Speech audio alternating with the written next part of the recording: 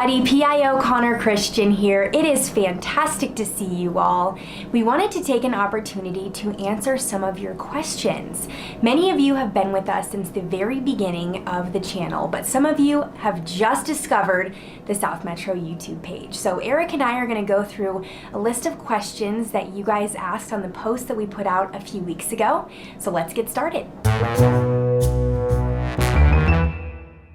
My favorite station would have to be Station 12 off of South Broadway in the city of Littleton. I have always loved Ladder 12. That has been my favorite apparatus. I think that's Eric's favorite too, so he may say the same answer to this question, but I love it even more now because my husband works at Station 12. He bid a seat there on the medic unit. And what we love about this station is there's so much history that is involved there.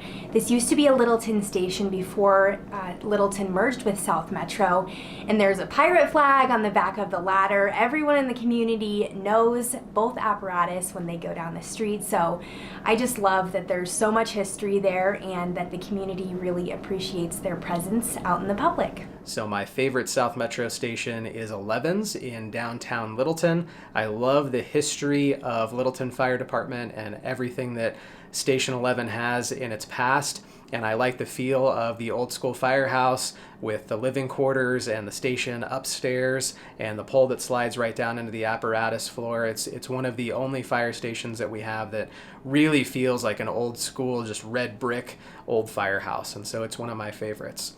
My favorite apparatus. It's the pearl. Black pearl?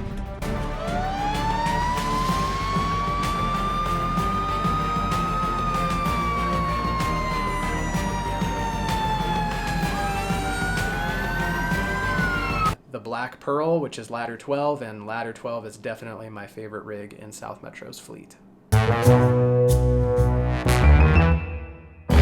Our entire organization has felt the impacts of COVID, as you all have in the community. So let's start with our staff side of things. When people come into our headquarters building, you have to have a health screening. So making sure that you haven't had any symptoms, have your temperature checked, and then you get a wristband on your hand so that it shows you have been checked. Some other changes we've seen here at our headquarters is that if you don't have to be working here at HQ, people are encouraged to work from home. So we see less people around the office, and it's encouraged that you are not working in the same space as someone inside of an office space. On the line side of things, our firefighters within the stations are required to wear masks if they are not able to maintain a 6-foot social distancing. When they're going on calls, they also have to wear P100 masks and coveralls in order to protect themselves with PPE. The only time that you may not see them wearing a P100 mask is if they're on scene of a fire where they're wearing their SCBA mask, or if they're at a hazardous materials incident. I did not start as a firefighter, but I did get to go through the South Metro Citizens Academy back in 2018, and that was really neat to learn more about the fire service and really get a hands-on feel for what firefighters do on a daily basis and learn more about the fire service as a whole. So I originally started off as an explorer with Castle Rock Fire Rescue, which is just south of South Metro's fire district. And I did that for a few years as a teenager. I went on to become a volunteer firefighter with Franktown Fire District, which is kind of on the southeast side of South Metro.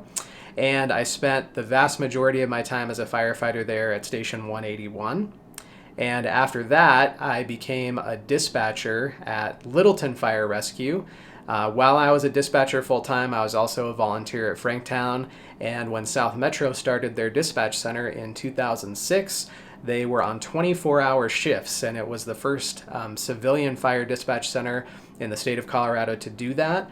So that was a big appealing reason on why I came over to South Metro, and because I grew up in this fire district and spent a lot of time growing up at Station 31 because I lived near there.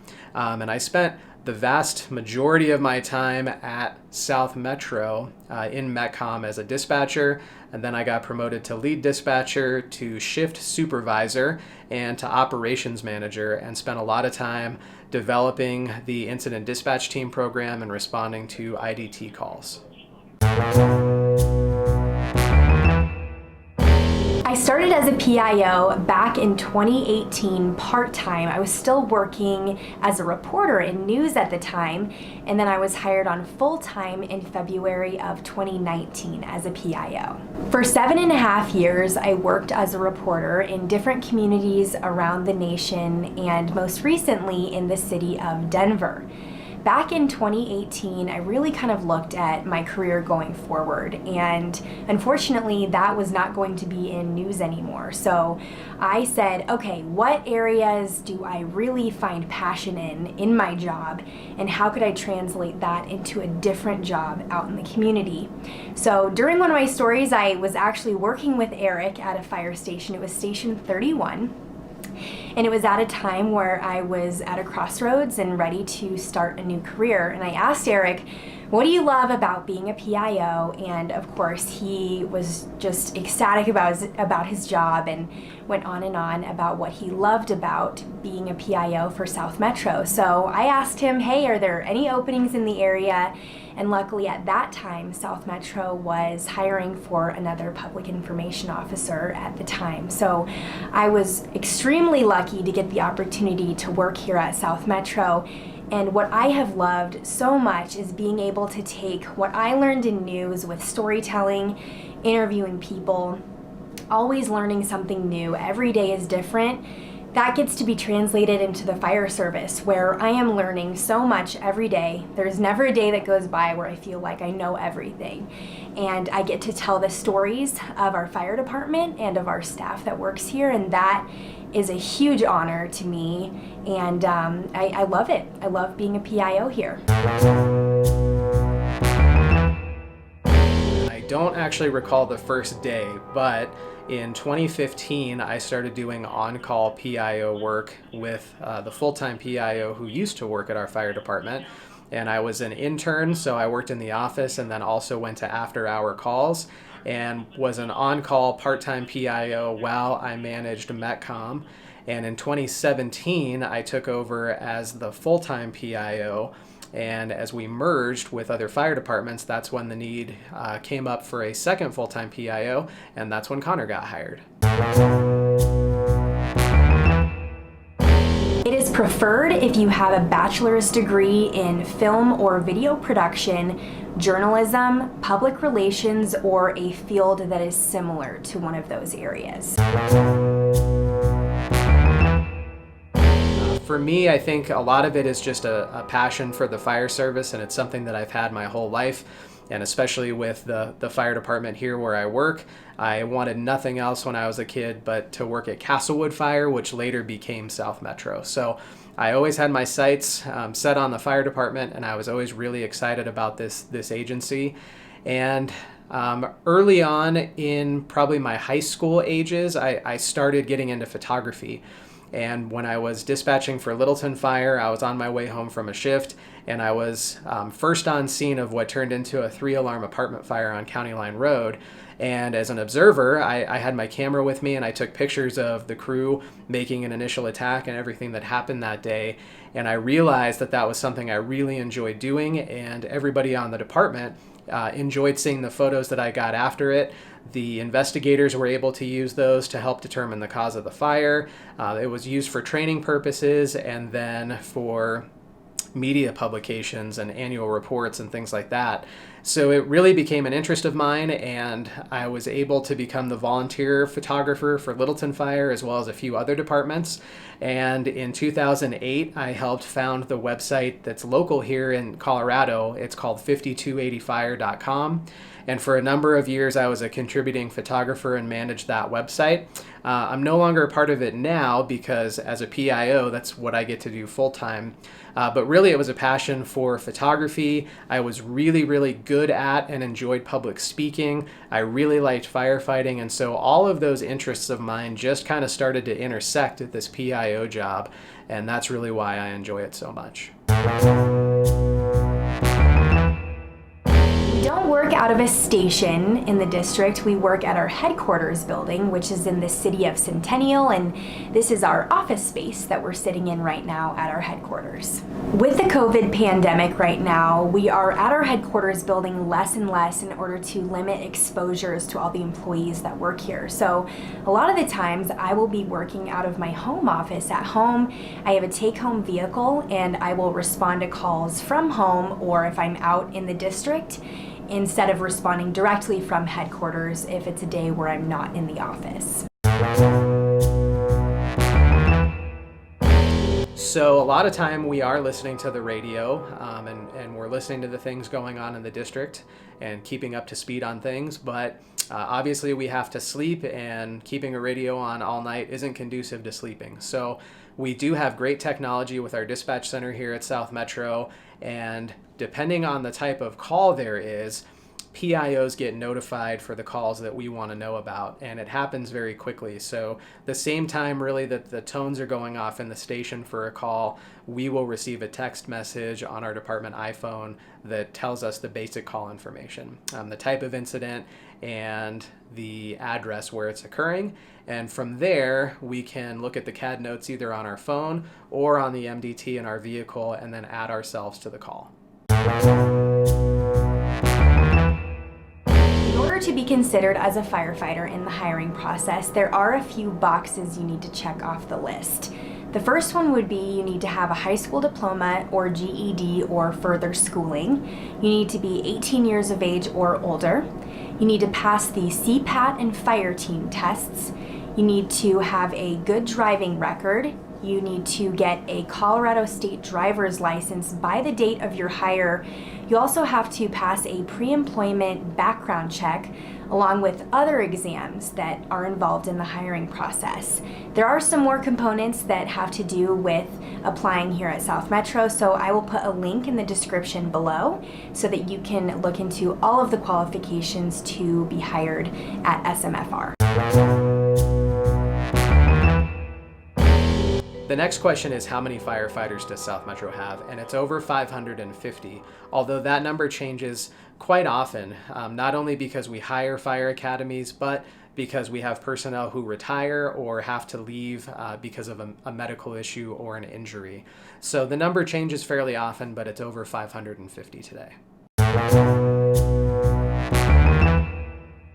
Right now, we do not have a future hiring date for the next academy. The current academy, 20-2, is training right now. Because of COVID, it's made our academies a little bit harder to plan, so we do not have a next plan for an academy in place, but we'll be sure to keep you all updated on our main homepage, southmetro.org, if there are any opportunities coming up in the future.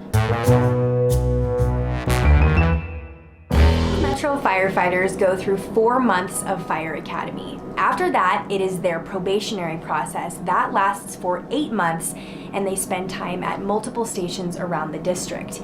If a firefighter is also a paramedic, then they go into their field instructing portion, and that lasts for a few months until they're cleared.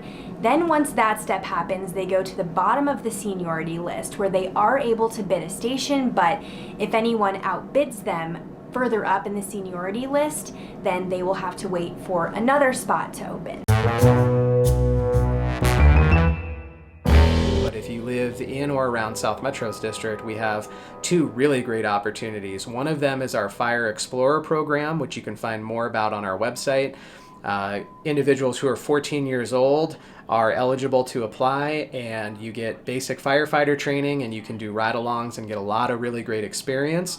And it sets up people for success when they get into our fire academy because they've already been exposed to so many great things. The other program that's really great is Arapahoe Rescue Patrol, and the ARPS for short will man Rehab 12 and respond to all of our confirmed structure fires and major incidents to provide rehab, assist with SCBA bottle support, scene lighting, and those kinds of things. And those opportunities are available for high school students as well.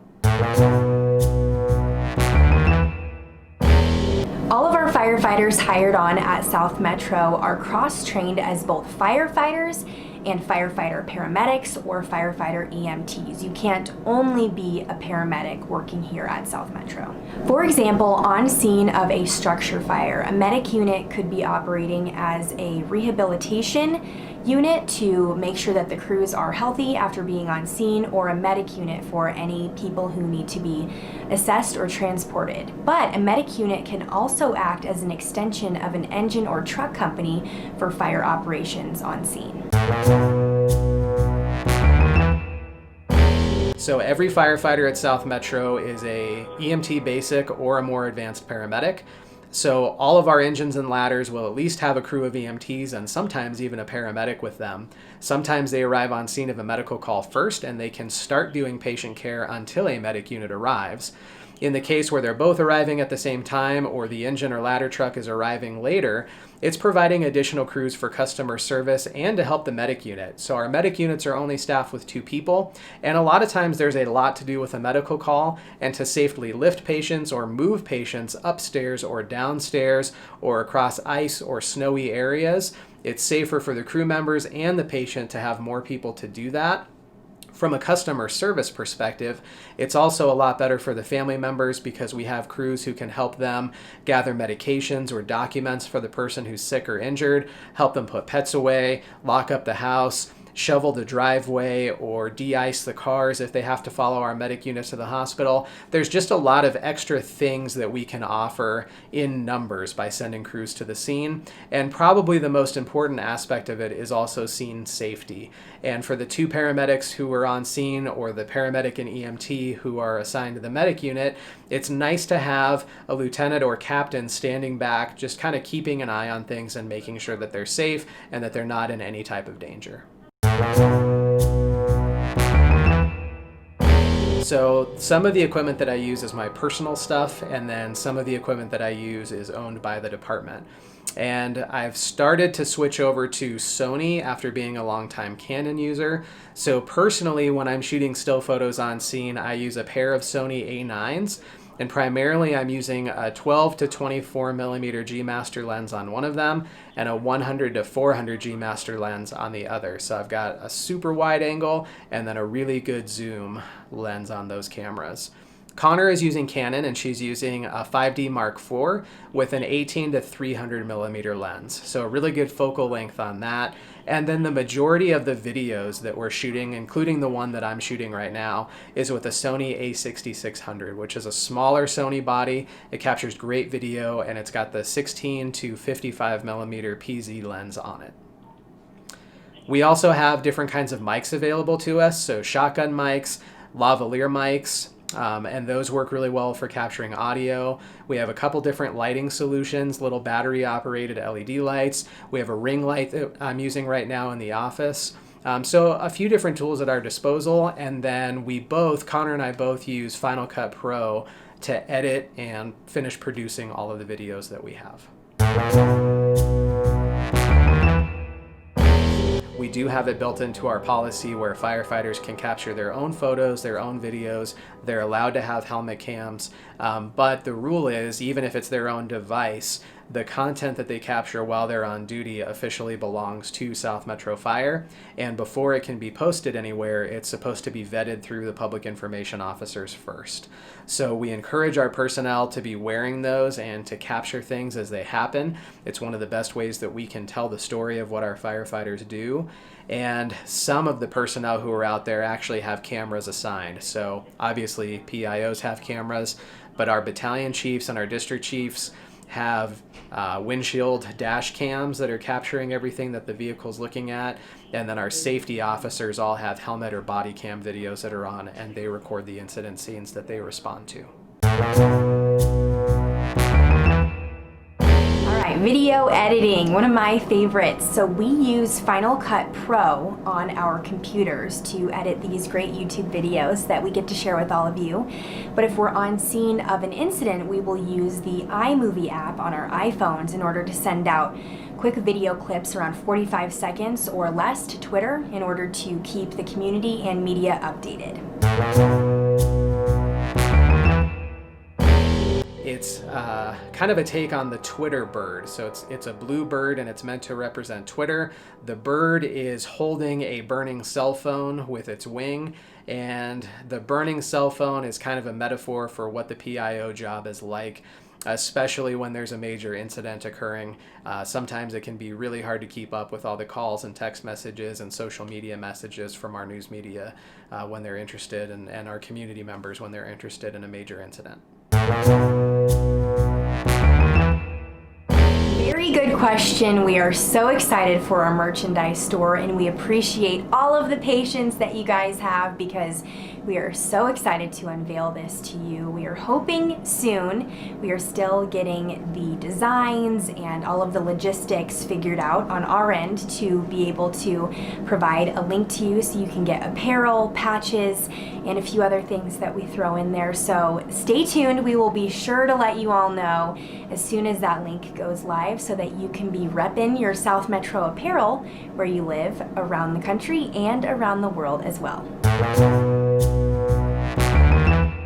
The hardest call I have ever been on would have to be a call out at Chatfield State Park. It was a water recovery operation at the Catfish Flats Swim Beach.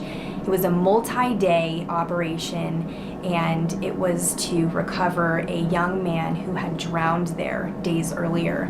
I was in charge of talking to the family and being the family liaison, and it is never easy to talk to a family who is grieving, who is feeling so much pain, and you just want to know the right thing to say to them at that moment. But I can tell you I grew a ton from this incident and have actually created a great relationship with this family from then. So to be able to just provide a little bit of information, a little bit of clarity for them in such a difficult time, it was hard and it was taxing and definitely draining on energy levels during the day, but I'm so honored that I got to be there for that family along with all of our other staff members who were out there working so hard, and yeah, definitely the hardest call I've been on. Through the course of my career as a firefighter, as a dispatcher, as a PIO, there's been a lot of worst calls. So we've had incidents where people are killed, quite tragically, people injured, our own personnel injured or involved in apparatus accidents. We've had school shootings in our fire district. 2 of those I've been on duty for, one in dispatch and one as a PIO. So there's like a long list of worsts out there. I really can't put my finger on a specific incident because they're all so different, but there's definitely a lot of bad things that our personnel and myself included see. So really what it comes down to, I think, is knowing that that's the case and being really happy to work for a fire department that values our mental health as much as we do. We have a great peer support and employee assistance program and tons of resources to get our responders the help that they need if they need it from seeing these bad things. So can't really put my finger on a worst for you, but I think you'll see as you look back through our incidents, there's a lot of tragedy that surrounds the job. I think animal rescues rank pretty high up there for me. Probably one of my very first, not only as a PIO, but just one of the first that I ever got to see was the rescue of a horse named Cupcake at Cherry Creek State Park. And the hashtag Saving Cupcake was trending nationwide that afternoon, which was really fun. National news outlets were all over it. We're in knee-deep water and mud in a marsh. There's not an easy way out. The dramatic rescue of a 13-year-old horse named Cupcake will break your heart. Cupcake and her owner were riding near Denver when an exhausted Cupcake fell and sank in muddy waters. So her owner called for help. 15 first responders showed up to the site to find the horse laying in knee-deep water, quickly losing steam. Cupcake, you hear me? You gotta do it on your own. Rescuers comforted Cupcake while keeping her head above water. Up! Come on, Cupcake! After giving her an energy-boosting shot, they were able to miraculously hoist Cupcake back onto her feet. The Colorado South Metro Fire Rescue detailed the events on Twitter, providing followers with the good news that Cupcake made it out safely. She is now in the care of both her owner and vets, and the South Metro Fire Rescue is happy to report she did not sustain any injuries. I think that one is still probably my favorite to this day. Weirdest is another hard one to define because we see and hear about a lot of odd things that happen, and most of the time calls are all different from each other.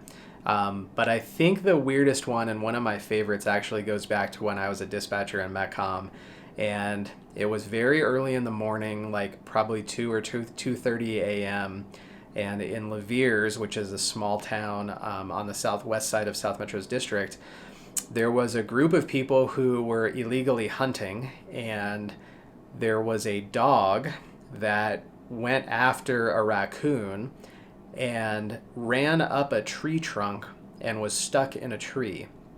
So I was the dispatcher that got to dispatch engine 40 to a dog stuck in a tree. And the officer on the engine, he and I are good friends. He was pretty convinced that a neighboring station must have put me up to it and that it was a big joke to wake them up for a dog in the tree. I assured him it wasn't, and they got on scene and met with the people who were there, and there was definitely a dog stuck in the tree. So the crew from 40s took a ground ladder out into this wooded area and placed the ladder on the tree, and then assisted the owner going up and retrieving his own dog out of a tree at 2:30 in the morning. One of the weirdest calls, I was not on this call, but we had multiple reporters in the area report on this. There was a person driving down Parker Road in our district and stopped by station 42 and said there was a snake popping out of the car. And so one of our firefighters, Firefighter Cronin, went out there and pulled a massive bull snake. I will show you a picture here now. Pulled the bull snake out of the car and released it into the wilderness. That was definitely the weirdest but funniest call that I've experienced in being able to hear that story here at South Metro. Best joke I've heard, I don't know if it's a joke or just a saying, but a firefighter said this when I was filming engineer Marissa Getman for her Day in the Life video. A firefighter at the breakfast table that morning said, "I want to go on a diet, but there's just too much on my plate right now." It was pretty funny and everybody laughed. So I'd say that's the funniest thing that I've heard at a fire station. That list is far too long to go through and find a favorite. So instead, I'm going to share my favorite riddle with you that I've heard from a firefighter, and we'll see if anybody on YouTube is able to figure it out. If you think you know the answer, comment down below, and we'll see if you're right. All right, get ready. Here's the riddle. A farmer has 30 dogs and 28 chickens. How many didn't? If you haven't already, make sure you find that subscribe button, like, and share our videos. We so appreciate all of your support. You are what has created our YouTube channel into what it stands as today, and we think the world of all of you, and we couldn't do it without you. So thanks again for watching, and we'll see you next time. Thanks again for leaving all your questions. If you have more, please let us know. If you like this Q&A style video and you want to see more of these, we can definitely do that. Just let us know what you want to see, and we hope you're staying safe and healthy, and we'll see you on the next video.